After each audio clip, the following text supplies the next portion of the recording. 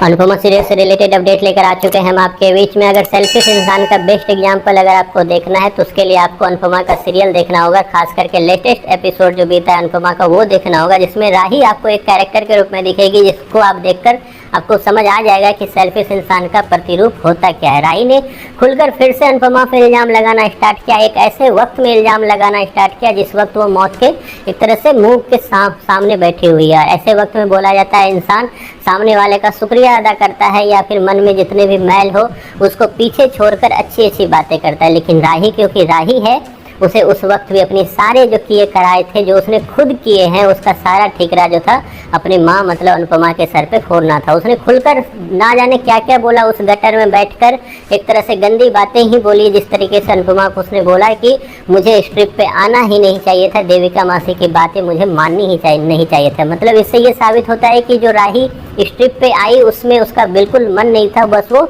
दिखावा के लिए आई थी। और वहीं पर जब वो बाकी लोग चले गए, बस राही रुकी, तो वहाँ पर भी वो इसलिए रुकी क्योंकि उसको दिखाना था कि मैं भी कुछ कर सकती हूँ और फिर अनुपमा पे एहसान जताना था। वो जो अनुपमा को बोलती है कि वो सबूत के तौर से उसकी मौत को आगे जाकर दिखाए, एक्चुअली में सबूत ना जाने कितने दिनों से राही खुद ढूंढ रही है। इसके लिए उसने डांस कंपटीशन में पार्टिसिपेट किया।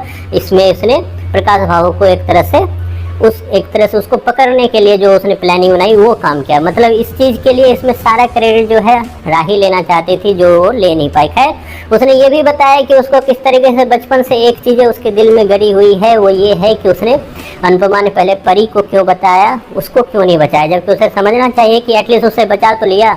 अगर नहीं बचाती तो उसका जान भी चला जाता। ये सारी चीज़ें उसको ना जाने, उस ट्रिप को छोड़ दो आप, उसके बाद ना जाने अनुपमा ने कब कब और कितनी बार उसे बचाया, फिर चाहे अमेरिका में हो या फिर इंडिया में हो।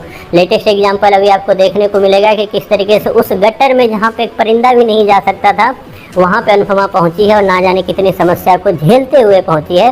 फिर भी वो इंसान जो सामने दिख रहा है राही को, तो फिर भी वो एक मौका नहीं जाने देना चाह रही है अपनी उसी माँ को बुरा भला बोलने में। उसने खुलकर बोला है कि किस तरीके से आप मेरी ज़िंदगी बर्बाद करने को तुली हुई हो, आपने हमेशा मुझे नीचे गिराने का काम किया है, मुझे अकेला करने का काम किया है। अब मैं यहाँ पे आखिरी दिनों में आखिरी टाइम में जी रही हूँ, मैं मर जाऊँगी, प्रेम का मुँह नहीं देखूँगी, मुझे आना ही नहीं चाहिए था, ना जाने क्या क्या क्या। तो इस सारी चीज़ों में राही ने फिर से अपना रंग दिखाया है, फिर से वही हकीकत उसने बयां की है कि उसके मन में कितनी ज़्यादा नफरत अनुपमा के लिए है। जबकि उसने बताया कि किस तरीके से अनाथ आश्रम से जब उसे उठाया गया, वहाँ से जब लाया गया था कोठारी मेंशन को, जो अभी जी रही है वो, और उससे पहले जो कपारिया मेंशन में वो गई थी, तो उस वक्त उसको कैसा लग रहा था, ये सब कुछ उसने फील तो किया। लेकिन अब अगले ही एपिसोड में उसकी आंखों से पर्दा तब हटेगा जब अनुपमा उसको तो बचा लेगी और खुद फंस जाएगी। तो ये सब कुछ आपको आगे आने वाले एपिसोड में दिखेगा। और ऐसे बच्चे को क्या कहना है, ऐसे बच्चे के बारे में जिसको प्रूफ चाहिए, सबूत चाहिए कि उसके माँ बाप उसे